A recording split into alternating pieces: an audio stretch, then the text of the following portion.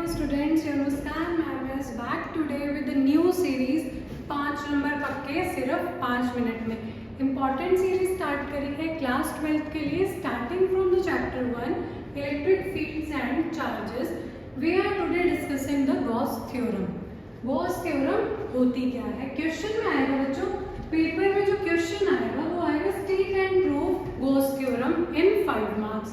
अब Gauss theorem है क्या और उसे प्रूव कैसे करते हैं आज हम ये डिस्कस करेंगे। गॉस थ्योरम होती है बच्चों, it states that total flux through a closed surface is 1/ε0 times the net charge enclosed by that closed surface. कहने का मतलब है कोई भी क्लोज्ड सरफेस है उसमें नेट चार्ज Q है, तो उस सरफेस से जो फ्लक्स रिलेटेड होगी वो क्या होगी? Q/ε0 that is 1/ε0 times the charge enclosed। अब बात आती है कि इसको हम मैथमेटिकली एक्सप्रेस कैसे कर सकते हैं। phi is equal to surface integral of E dot ds is equal to Q/ε0। Gauss theorem यही कहती है, अपने गॉस अंकल ने यही कहा था ना, तो आज इसको हम डेराइव करेंगे कि इसको हम एक्सप्रेस कैसे कर सकते हैं।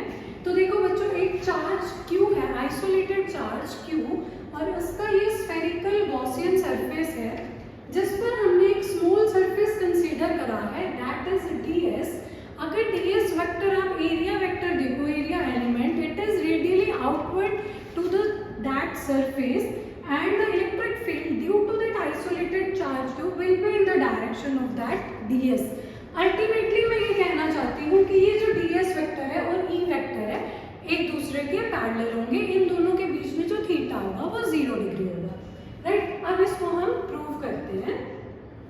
देखो बच्चों, हमने क्या किया है, एक Q charge, isolated Q charge at the centre of sphere consider करा है, जिस स्फीयर की रेडियस r है और स्फेरिकल गॉसियन सरफेस है जिस पे मैंने एक स्मॉल सरफेस ds कंसीडर करा है और उसके रिस्पेक्टिव में इलेक्ट्रिक फील्ड।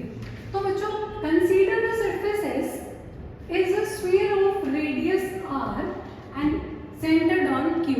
क्लियर है यहाँ तक?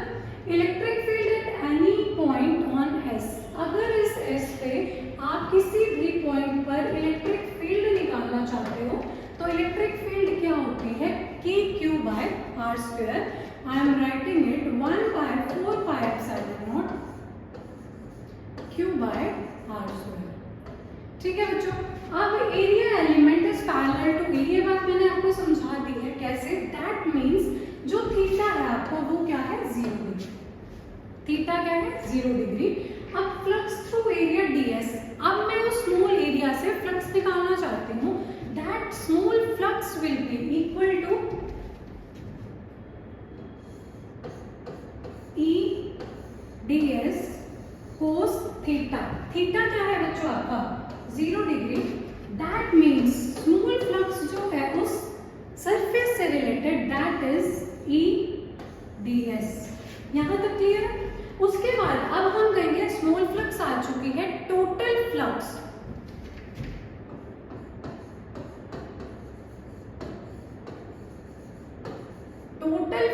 will be equal to phi, that is equal to integration of d phi, and that will be equal to E ds, surface integral of E ds, right।